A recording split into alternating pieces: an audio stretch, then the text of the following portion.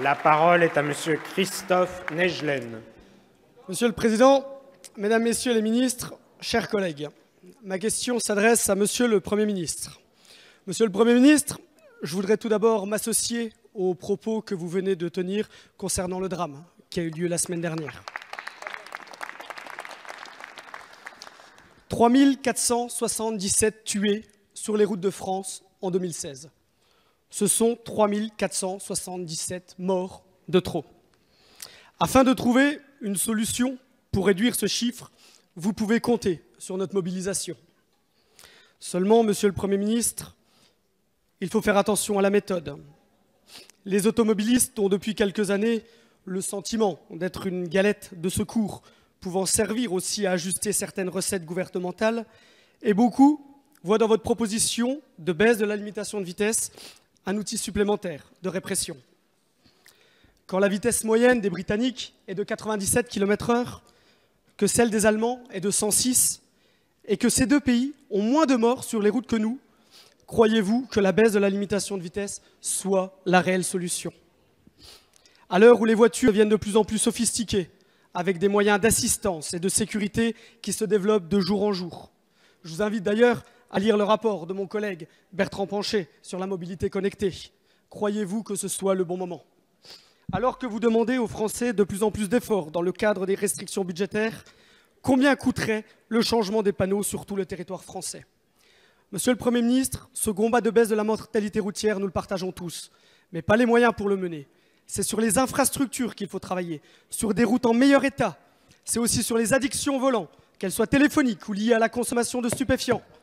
Monsieur le Premier ministre, après des expérimentations depuis juillet 2015, avec à ce jour aucun bilan positif connu, pouvez-vous rassurer les 40 millions d'automobilistes inquiets de voir la répression routière prendre le pas sur la prévention et les rénovations? Merci, Monsieur le député. La parole est à Monsieur le Premier ministre.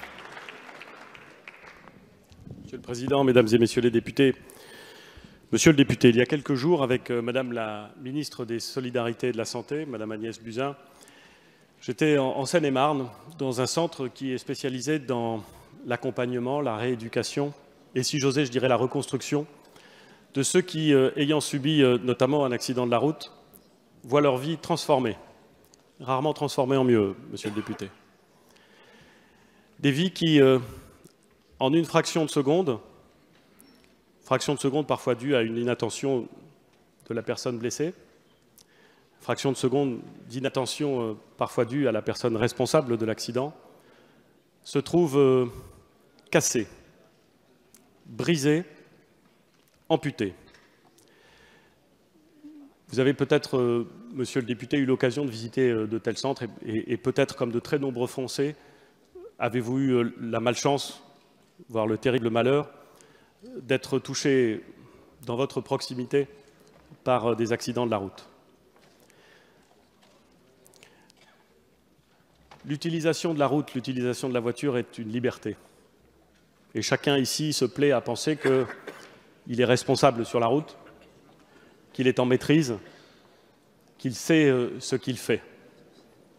Et pour vous dire la vérité, Monsieur le député, j'ai moi-même cédé à cette impression et à cette griserie de liberté et de maîtrise.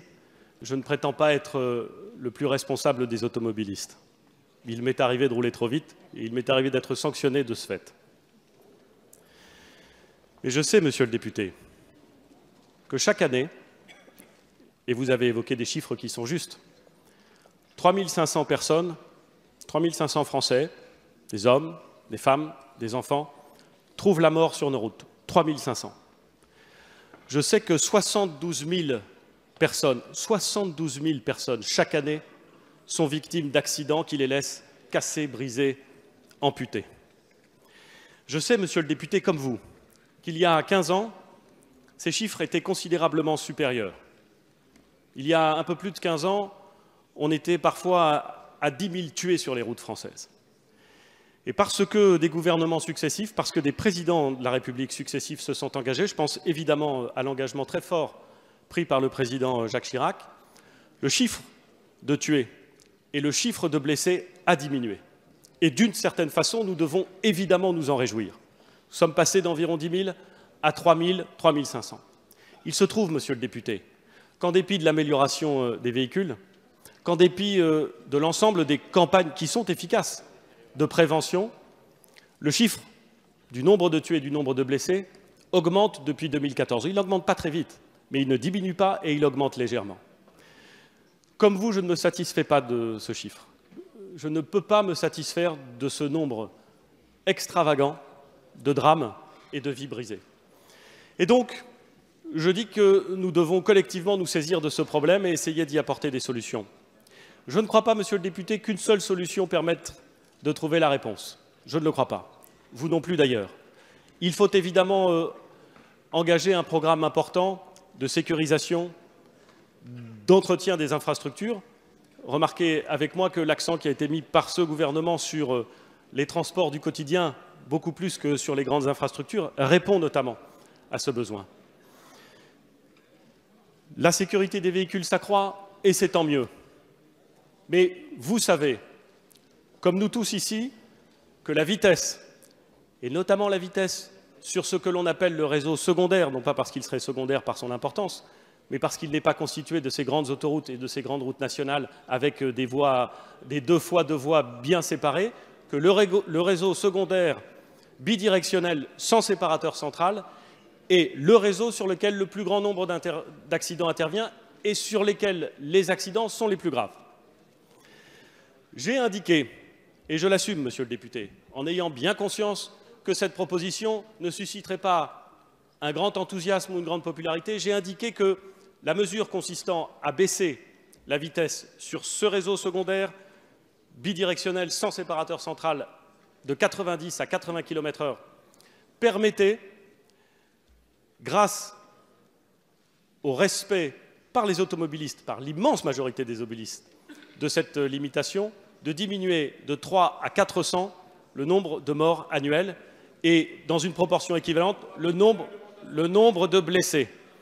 Je comprends parfaitement qu'on me dise « veillez d'abord à ce que les limitations soient respectées, veillez d'abord à ce que personne n'utilise son téléphone au volant, veillez d'abord à ce que chacun renonce à boire ou à se livrer à tel ou tel usage addictif en conduisant ».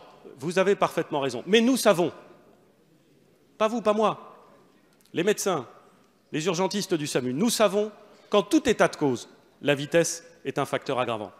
J'ai donc indiqué, en effet, à titre personnel, qu'il me semblait que cette proposition méritait d'être discutée. Elle mérite d'être discutée avec les élus, qui sont bien souvent les gestionnaires de ce réseau secondaire. Elle mérite d'être discutée avec les associations, qui, pour certaines, contestent cette mesure et qui, pour d'autres, en font la promotion. Elle mérite d'être discutée parce que le sujet que vous avez évoqué, monsieur le député, est un sujet central. Si, y compris en prenant des mesures impopulaires, nous sommes en mesure, l'année prochaine, de préserver 300 vies et les années suivantes au moins autant, nous nous retrouverons, monsieur le député, à la fin de ce quinquennat et nous pourrons dire que nous avons œuvré utilement pour la collectivité. C'est cette mesure que je mets en discussion, c'est cette mesure qui fera l'objet d'une décision par le gouvernement au mois de janvier. Merci, monsieur le Premier ministre. La parole est à